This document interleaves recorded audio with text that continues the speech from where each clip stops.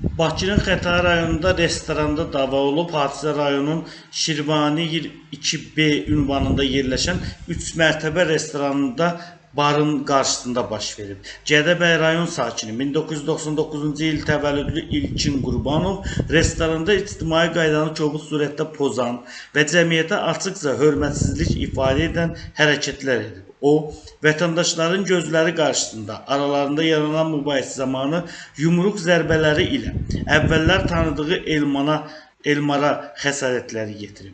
İş üzrə izahat verən İlkin bildirib ki, təxminən 2 ildir Bakı şəhərində işləmək üçün gəlib və ailəsi ilə birlikdə yaşayır. Ailəyə maddi kömək etmək məqsədi ilə 3 mərtəbə restoranda ofisiant işləməyə başlamışam. Orada işçilərlə münasibətlərim həmişə yaxşı olub. Müştərilərə qarşı mehriban davranaraq diqqətli olmuşam deyə o ifadəsində göstərib. Təqsirləndirilən şəxs deyib ki, məlum hadisədən əvvəl işdə olarkən əvvəllər tanıdığı Elman adlı şəxs yanında bir nəfər tanımadığı şəxslə restorana gəlib və ümumi zalda oturublar. Elman sifarişi verdi, daha sonra həmin sifarişi ödənişini etdi.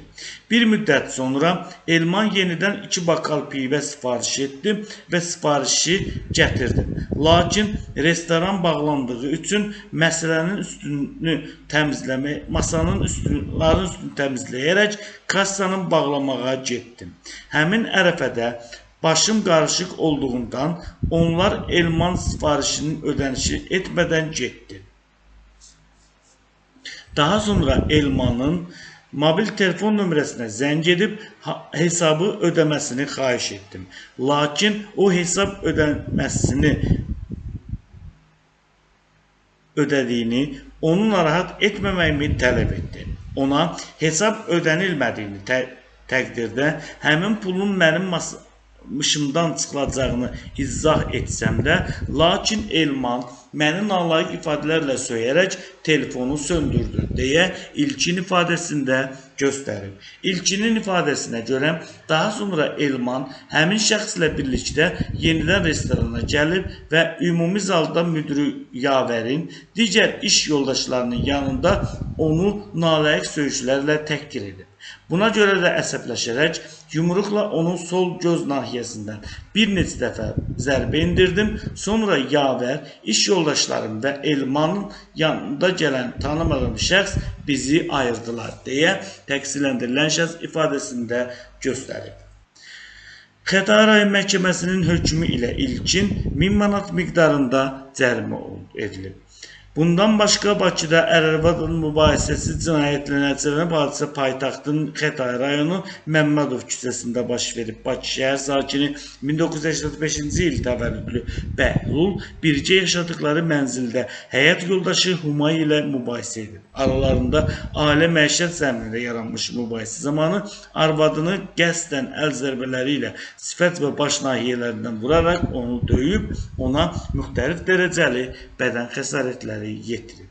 Faktla bağlı Bəhlulun barəsində Cinayət Məcəlləsinin 128-ci qəsdən sağlamlığa zərər vurma maddəsi ilə ittiham elan edilib. Xətai rayon məhkəməsinin də aparılan araşdırmalar zamanı həm təqsirləndirilən şəxs, həm də zərər çəkmiş şəxs ifadələrində barışdıqlarını elan ediblər.